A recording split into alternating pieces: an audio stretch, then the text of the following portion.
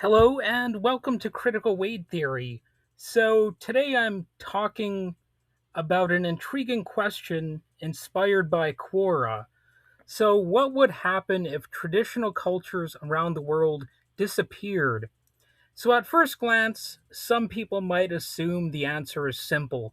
Society would become more modern, more connected, and perhaps more efficient, but the reality is far more complicated. In other words, that's just a polite way of me saying they would be wrong. In fact, I got to be honest here, I don't think it would be possible to completely scrap all of traditional culture, whatever that ultimately means, in the first place, because where would you even draw the line between what is traditional and what's modern? There's always a little bit of tradition and what is modern in the first place. And, I don't think it would be truly possible to just throw everything out, But I kind of want you to put aside that sort of debate and kind of humor the question a little bit.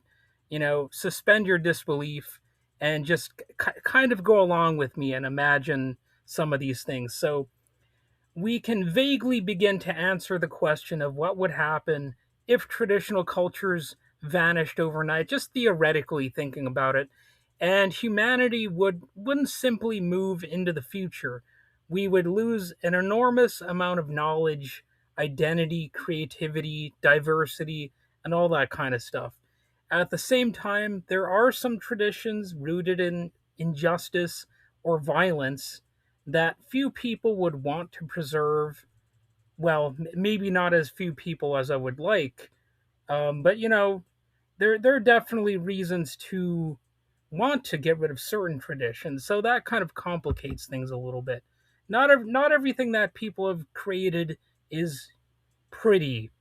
So, what exactly would we gain and what would we lose? So, let's explore that because it's an interesting topic, I think. I don't know, I've done episodes kind of like this before, but here I'm elaborating on it. So, when we talk about traditional culture, we're talking about much more than old customs.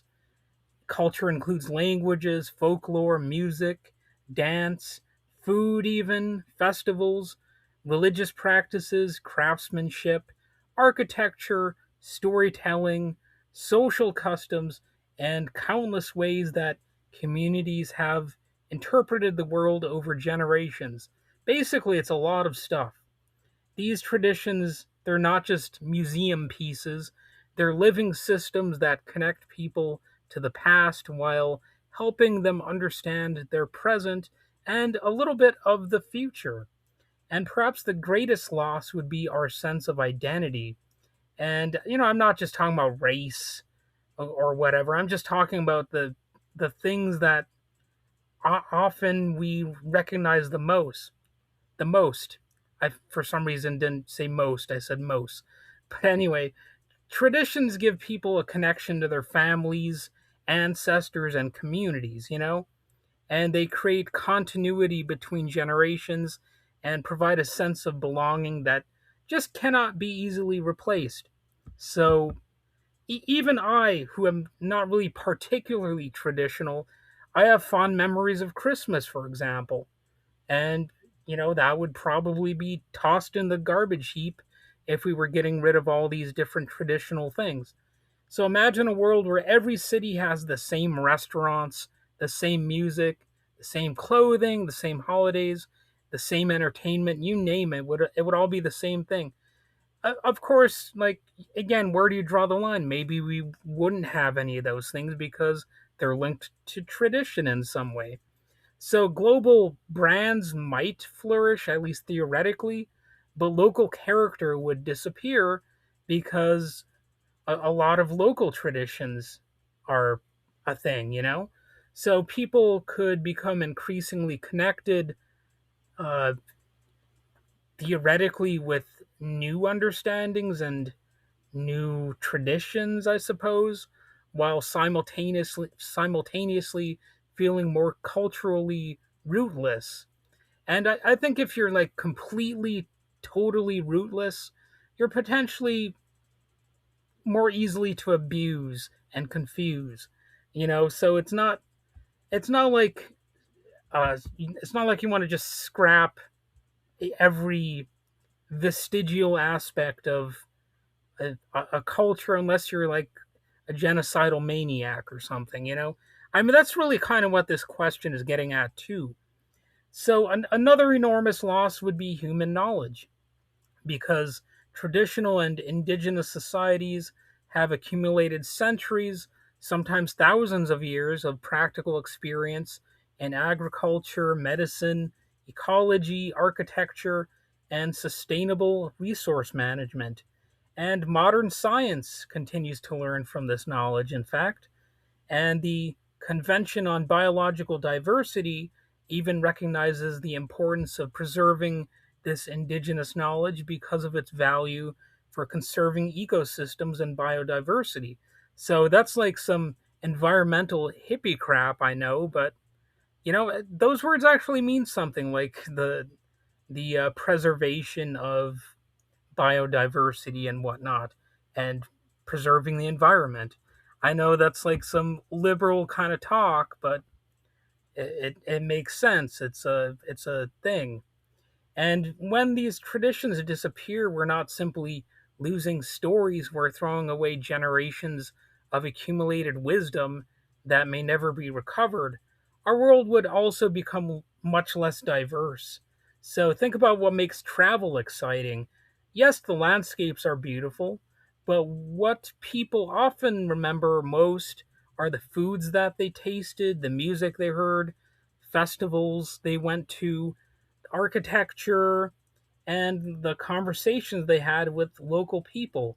If every destination became culturally identical, there would be very little left to discover beyond geography itself. Language is another priceless treasure that would kind of sort of disappear.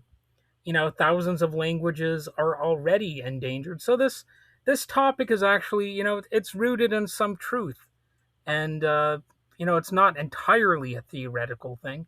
Each language represents a unique way of organizing thought, expressing emotion, preserving history, and interpreting reality. And as I've said before, learning a foreign language wouldn't just be good for the cultural group that you're learning the language from.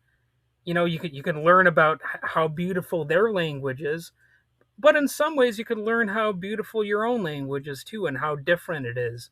What makes it unique compared to a different language. So it's like you're getting the best of both worlds hypothetically. I don't know. I don't have the gift of multilingualism that much. I speak overwhelmingly words that are considered English, but it's just one of those things. You're going to have to think about it a little bit, but then you realize, aha, there really is some value in having more than one language. So that's why I've never been a huge fan of any country saying, oh, this is our national language, because, well, why would you even need that in the first place? Why not let languages naturally develop? And they can do that side by side. You don't have to learn just one language and let that be the dominant one. You could let languages interpollinate. Well, or whatever word you want to use there. Cross pollinate. I guess that's the more common common expression of that idea. But there's nothing wrong with letting cultures interact with each other, especially if it's like in a safe way. And you don't have to have a dominant culture necessarily. You can have two cultures exist simultaneously, and that's what a lot of these like right wingers don't want. That like they're a little bit too traditionalist in their understanding, and they kind of represent the bad aspect of traditionalism.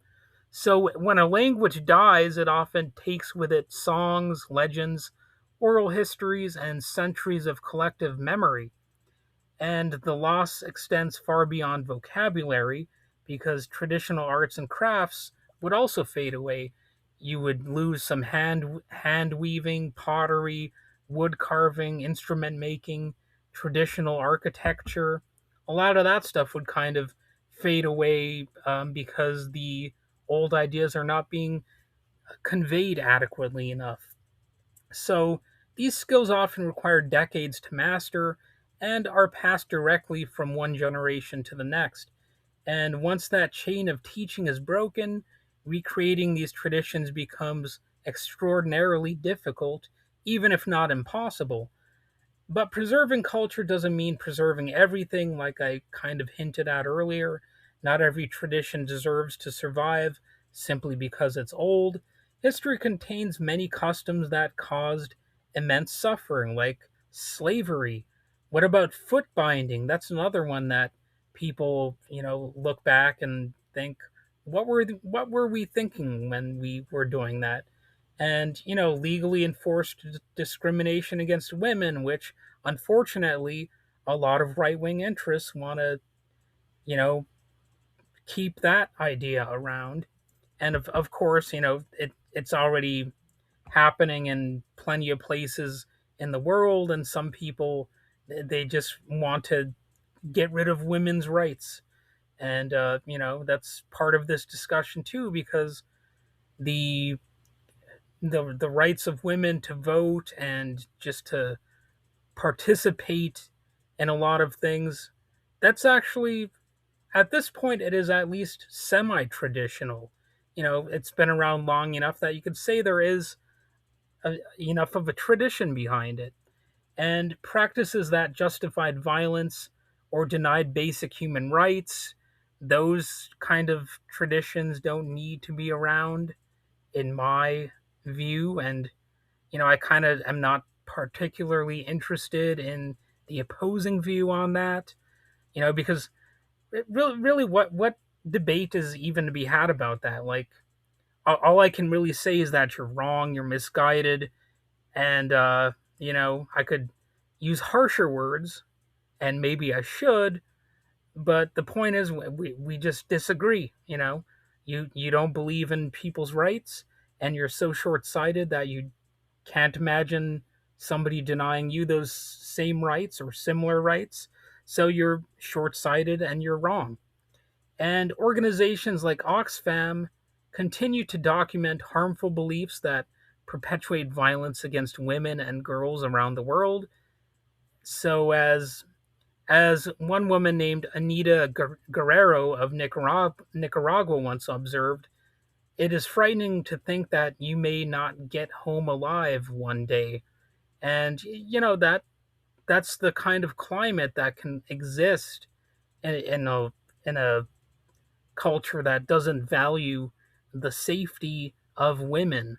And of course, there are some ways in which men can be endangered too. Like the murder rate against men is also quite high. Well, I think it's actually higher against men technically. And that's something that we need to look at too, because the violence in society, it has roots in bad cultural practices, and that includes the devaluation of human life, the way in which people are seen as just exploitable things, and so on and so forth. So those would be cultural values that I would say we don't need to hold as sacred and cling to.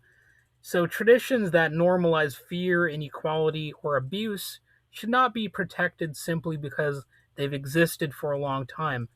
And culture has always evolved. The composer Gustav Mahler, he said, tradition is not the repository of ashes, but the preservation of fire. And he's talking about like the fire of creative passion. The goal isn't to freeze culture in time, it's to preserve what gives life meaning while allowing harmful practices to disappear.